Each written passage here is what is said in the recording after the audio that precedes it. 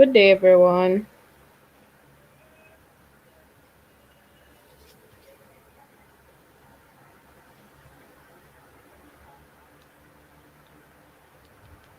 Good day, everyone. All right, so we want to finish up the paper that we started yesterday.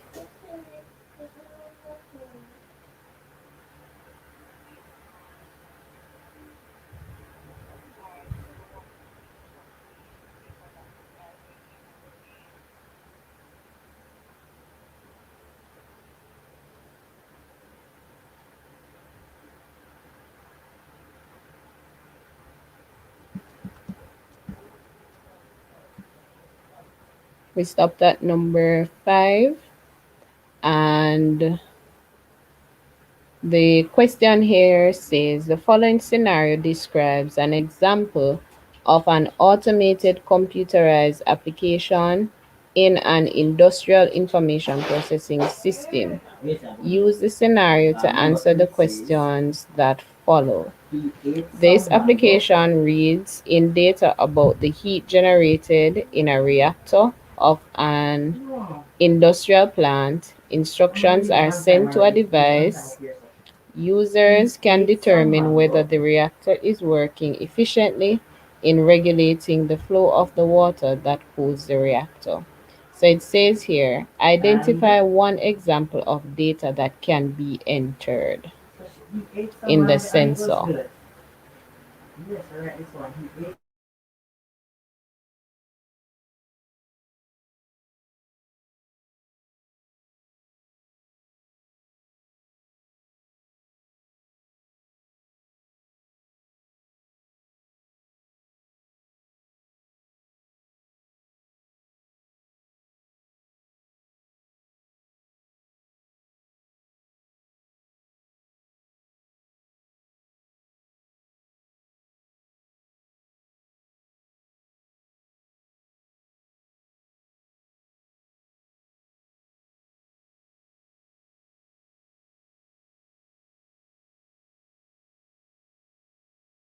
Nobody? No response from you guys? Remember to change the quality of the um, output if you're not seeing the question clearly.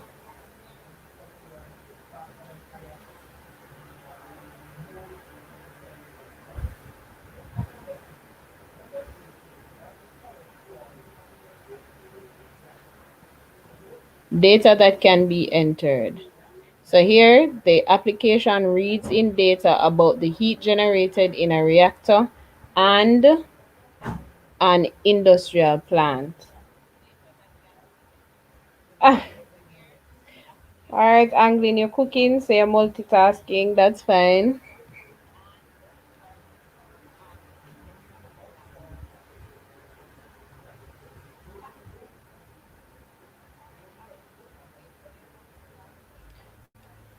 All right, so one example here of data that can be entered, it is the, let me get my text thing.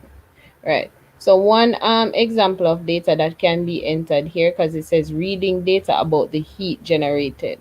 So it would be the temperature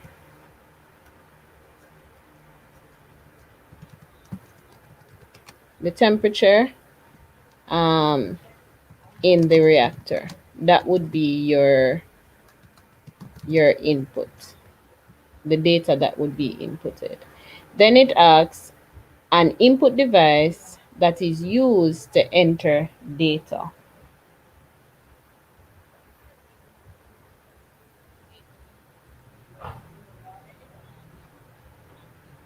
What would be able to read in the heat or the temperature in the reactor? Which input device? The keyboard. All right, so I see keyboard from Jason. No. Try again.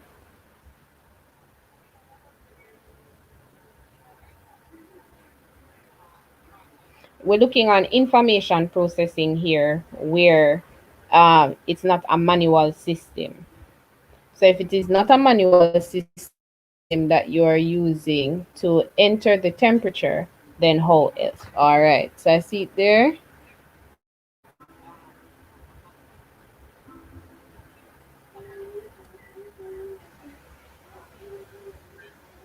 All right, very good, Jason. So the answer in this case would be sensor.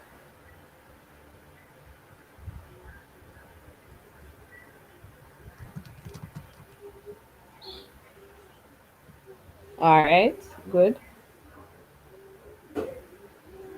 Thermometer. Right, so the thermometer would monitor, but in terms of sending back the getting the data from the thermometer, the sensor and the thermometer would work together, Christopher. So here it says identify one example of information that is output.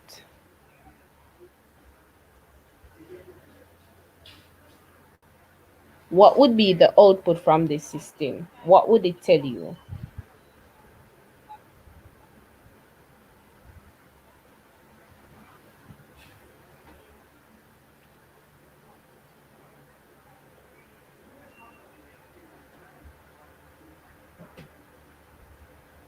It would tell you the temperature. All right, good. Temperature, good. And the temperature would be whether or not it is too hot or it is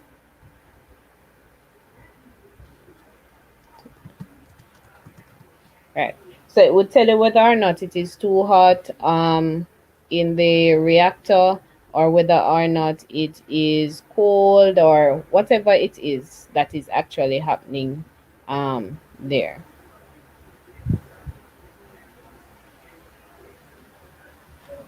All right. A suitable output device that you would use now, or that would be required to output this data to you.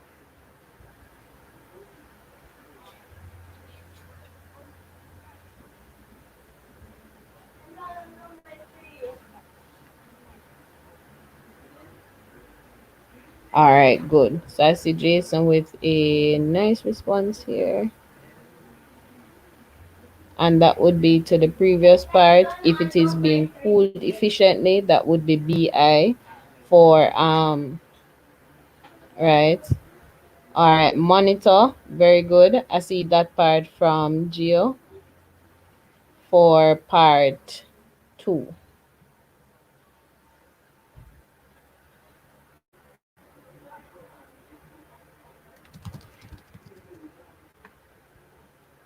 All right. You could also have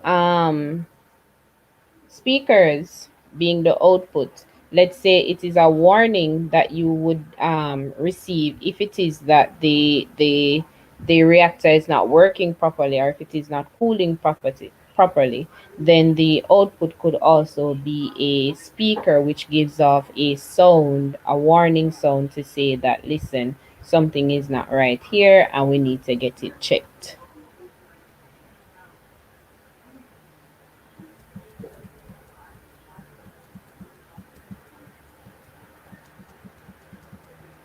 So it says state whether the processing in the scenario above is batch, online, or real time, and provide one reason for your answer. Now, batch processing is when you collate data. You collate data and you process it in bulk at a specific time. Banks use that process. Their payroll system uses that process as well. And then now you have online or real time, like you're shopping. Imagine you buying something online, and after you pay for it, then they're telling you that it is out of stock. So what they have is a real time system that tells you immediately that we're out of stock. It makes no sense you purchase this. So what would be the answer here? I see Condell with batch, and I see Jason with real time. So Condell, if you wait until it gathers the data, right, then your reactor is going to stop working. So the answer here is actually real time. And as Jason said, because it is constantly checking the temperature. So that answer would work for this part here.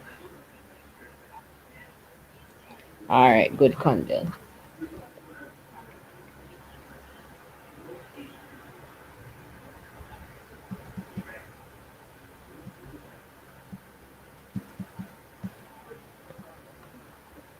So state one other example of an automated information processing system.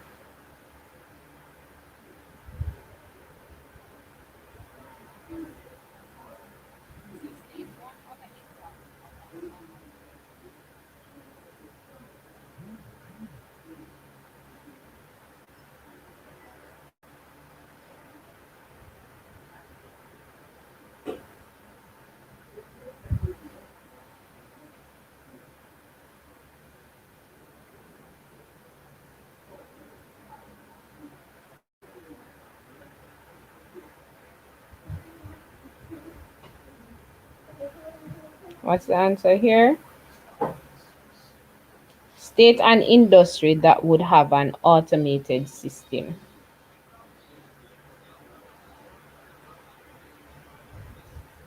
There are a lot that you know of.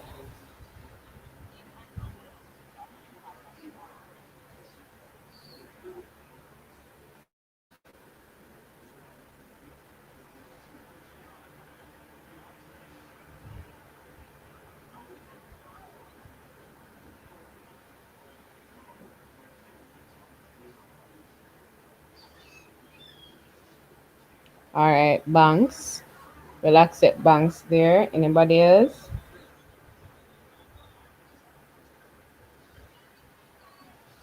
Right. I see banking industry from Richard. Good. An ATM. Very good. Manufacturing industry as well for Condell. All right. Good. And you can split up manufacturing if you so desire. You can speak about the automotive industry. Security. Very good. Christopher.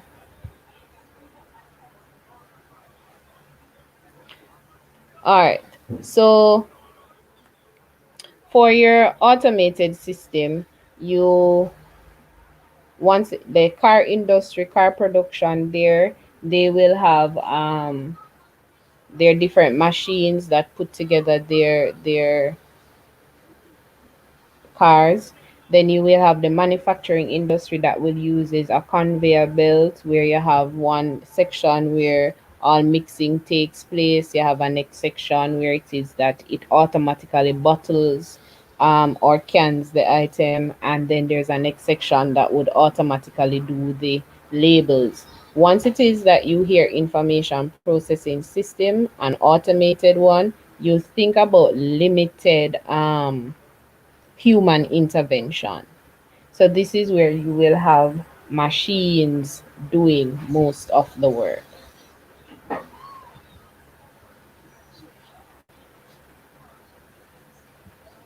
All right, so the next part says list three advantages of using an automated information processing system over the corresponding manual system.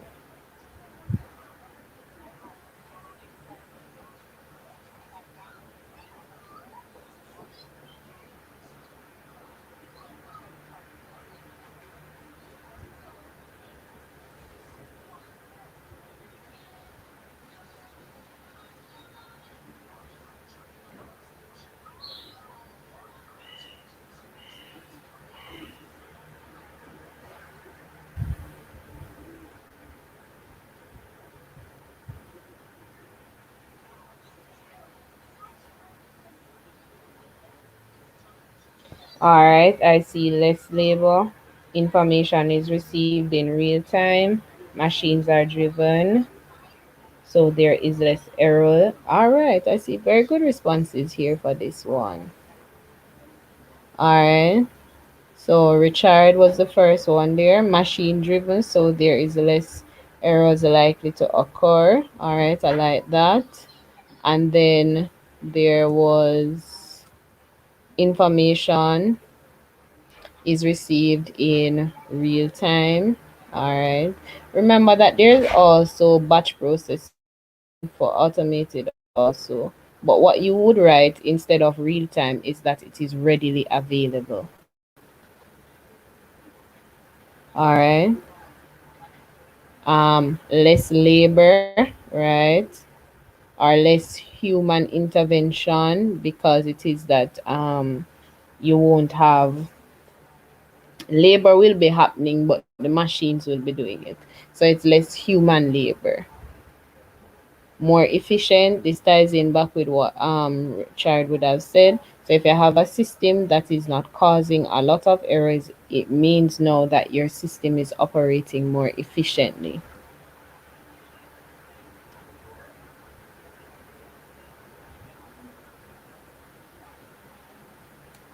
All right, good.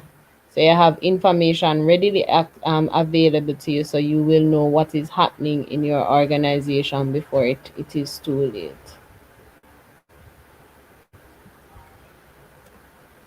Right. Low labor costs. Remember that you need to change the output angling. Low labor costs. All right, so we got some good responses there. Very good, guys.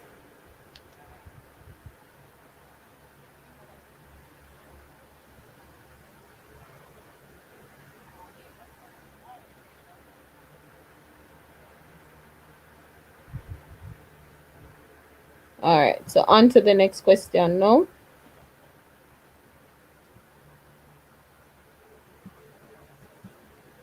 It says read the following scenario and answer the question that follow. All right, so you read the scenario. Let me give you some time to read the scenario, and then um, we will look on the question. Andrew Condell, I'm just seeing your response. That would also be correct.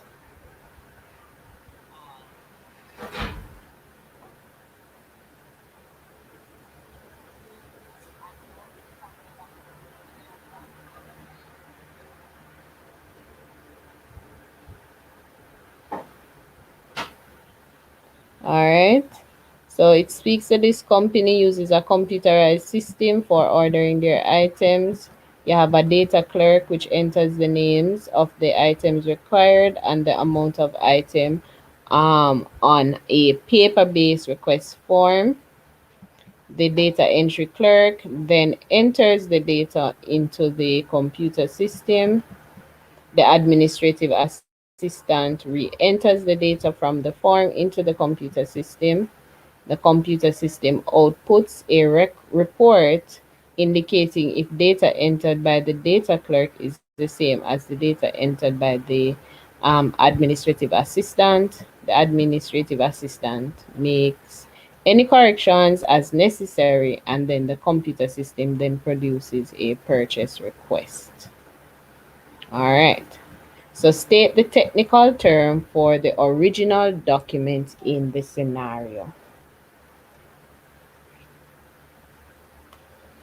Persons who do accounts, your accounts knowledge will help you here.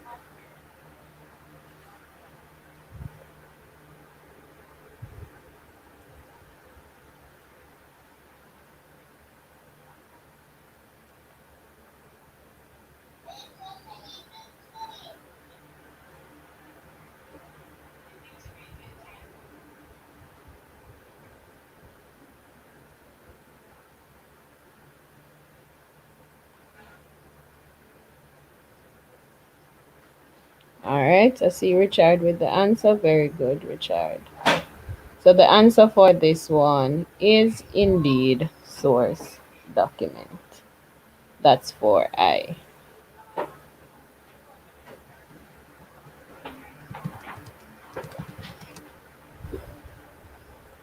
All right. So it says whether the original document is machine readable or human readable. Very good, Kedisha. We don't reach to that question yet, Jason.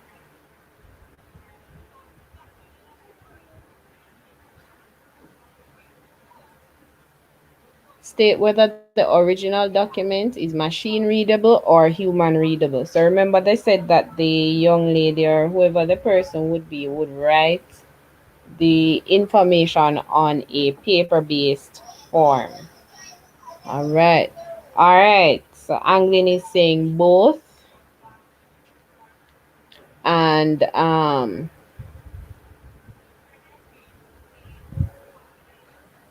so Anglin said both. So that part. Would want to hear more from Anglin why you would say both. Then Richard said human readable. All right, that is correct. Okay. Condell is also saying human readable, and Kedisha is saying human readable. All right, good. So the answer is indeed human readable. Angling, it would depend on how it is that you explain that. All right. The next part says state the term used for re entering the data into the system and explain why it is a useful method.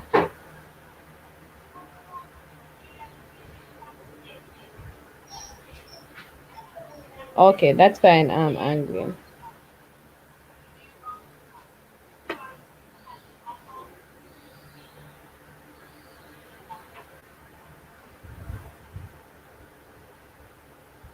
All right. Condell, double entry. So it's actually called double data entry.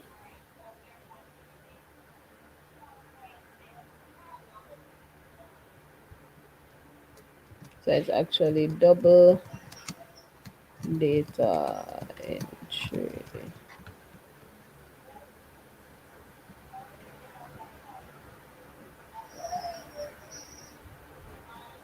All right. So it says now to explain why it is a useful method. As it checks for errors. All right. I see that part. A turnaround document. No, this one. It's the procedure that it is asking for and not necessarily a document.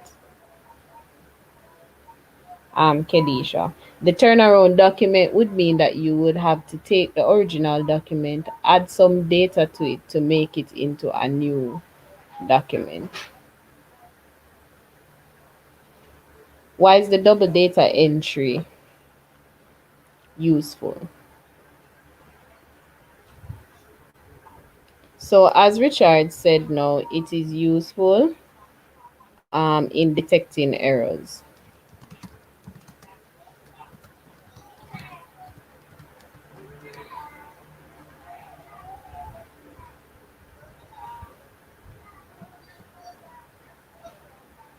Hold on.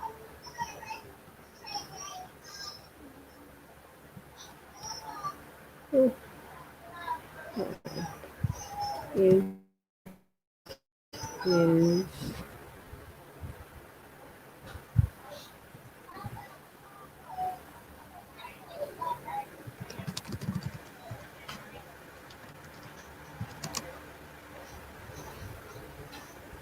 all right. That part right here.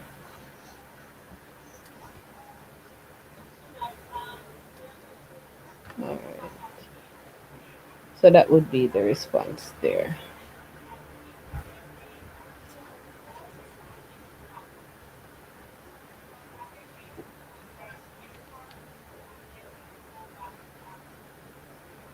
All right. So moving on to part C.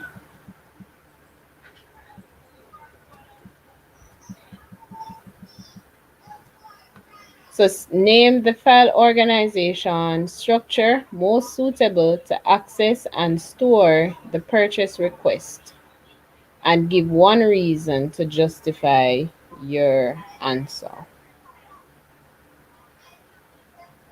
So here we're looking on sequential access, we're looking on direct access, we're looking on serial access, which would be the best or the most suitable to access. This one is what you call a subjective response. So it kind of depends on how it on the point of view that you explain it from.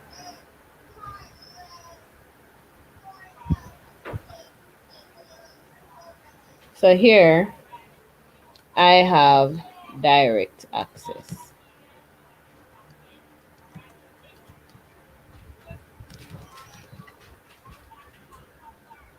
And I have direct access because it searches and finds data in a short period without using without first going through the entire document to find it. So think about a cassette tape. When it is that you have a cassette tape, right? You have to visit each file. So if there are 300 files on it and you want to think about a song there are 300 songs on a cassette tape and you want to listen to song 100, it would mean that you would first have to visit the first 99 songs before you reach to 100. There's no skipping through, right?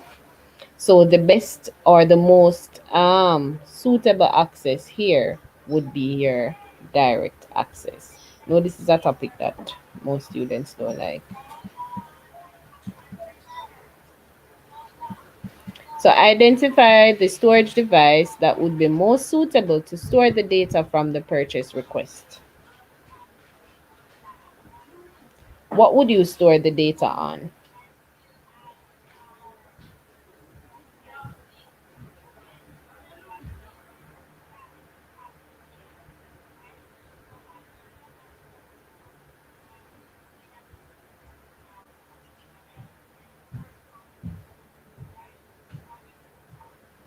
What would we store the data on?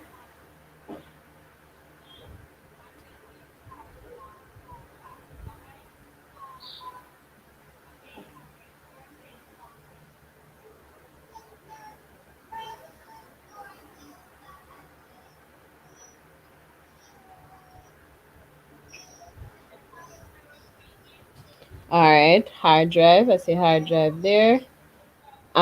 So the hard drive would be correct. Why would you store it on your hard drive, Condell?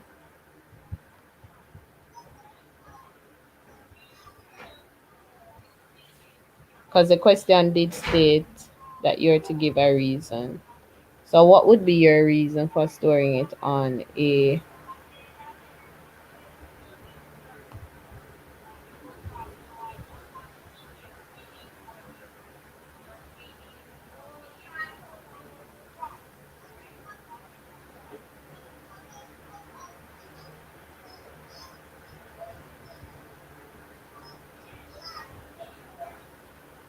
large storage space? Like what, Jason?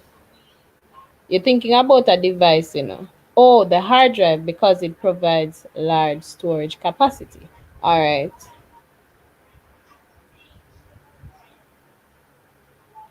All right. So for the hard drive here, so Anglin gave that response. All right. Even though if it is that you're using the hard drive on your computer, sometimes when it crash, it you can lose your data. But I understand from that point of view because it is easy to use and can store a lot of data. All right. Anybody else?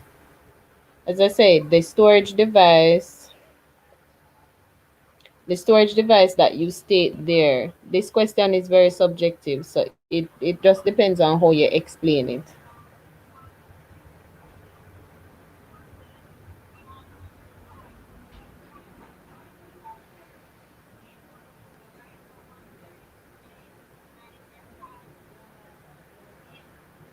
Anybody else?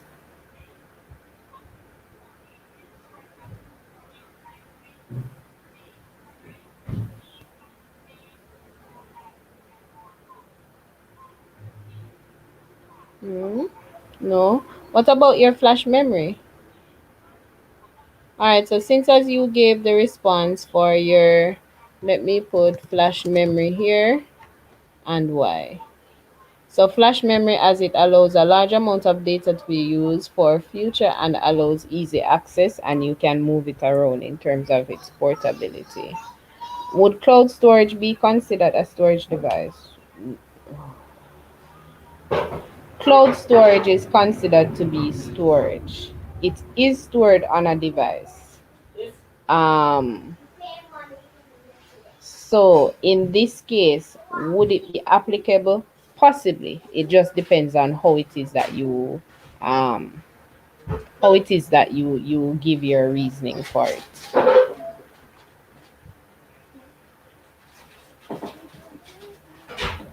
So the whole concept of cloud storage is like it's floating in the air, but it is not. It's actually stored on a server somewhere. All right. So for E now, it says state one data check and explain how it can be used to perform to confirm that the data entered is accurate.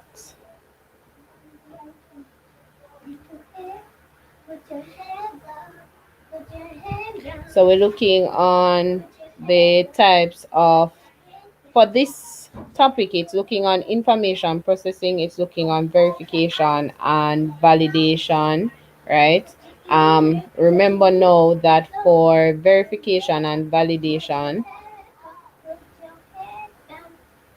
we are checking for errors, or we are ensuring that certain errors don't take place, right? Such as like when you're filling out a form, you'll realize that if they ask you for your age or for your age, you can't enter words, but you will have to enter numbers itself. So that is it there. So your verifications, your verification. Give me a minute, guys.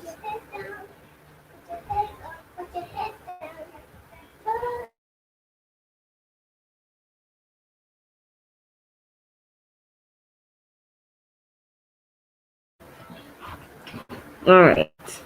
Where was I? Sorry about that part. So we were discussing verification and validations. So what I was saying here is that your verification and your validation will ensure that certain errors don't take place, right?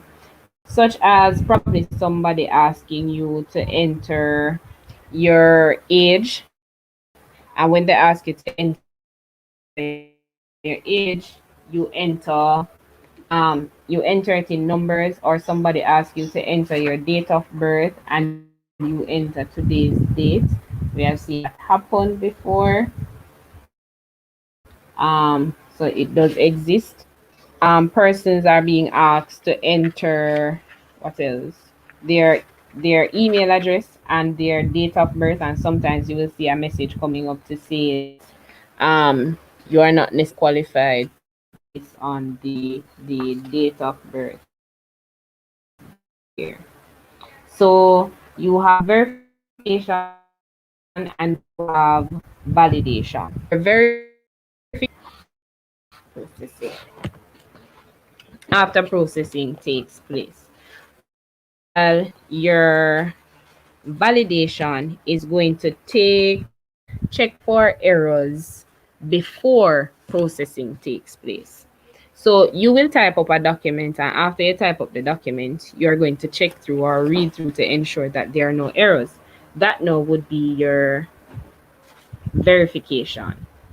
Then now your validation would be like you signing up for an account online. Right? If it is that you don't enter data in the fields that have the asterisk beside it, then it's not going to take you to the next stage, which would be the account. for you to be able to use the site. Think about Facebook or Instagram. If the information that they ask you to enter for you to create it, if it is not correct, or if it is that you don't fill in the fields that are required, it will not move on to the next stage. And that now would be an example of validation. Now, you have two types of verification. You have double data entry, which we looked at before, and you have what we call visual check. So double data entry is where you will have person A and person B entering the same data into a system. Then the two are compared to see if it is that they match. If it is that person A's entry and person B's entry don't correspond, what it means is that there is an error that is identified.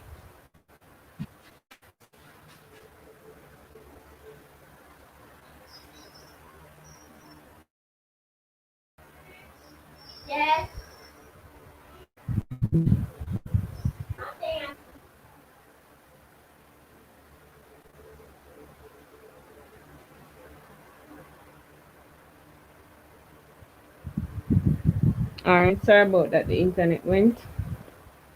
Um, so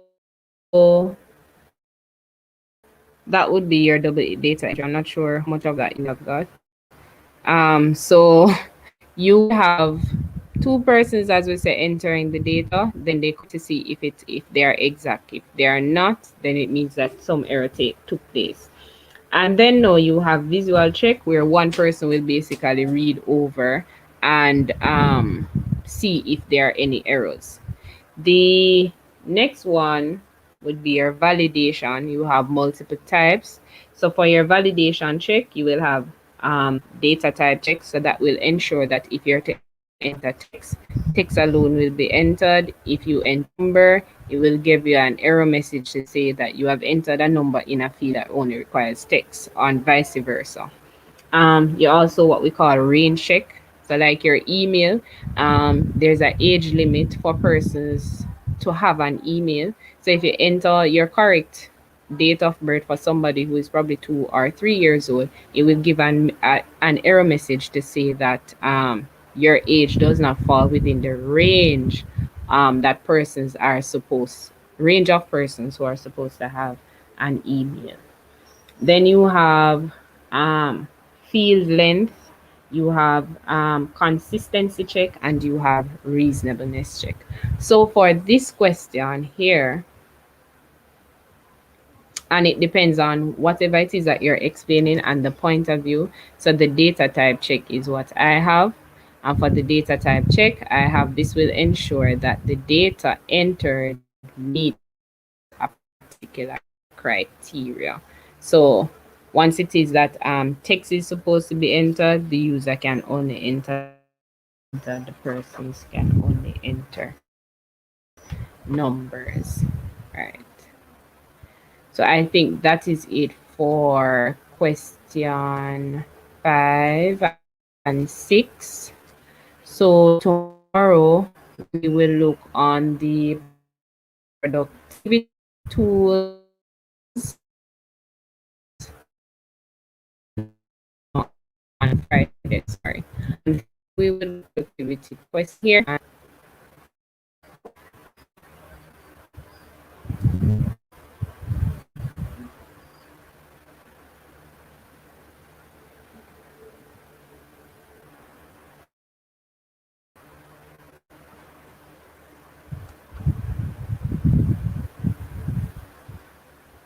Alright, so we will continue on Friday with the 2017, and hopefully we'll be able to finish section 2, and then we'll leave section 3 for next week Tuesday to complete the paper. All right, gentlemen and ladies and gentlemen, goodbye.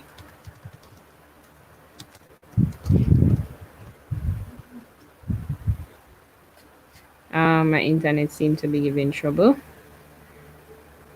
so I'm not sure how much of what it is that you guys heard.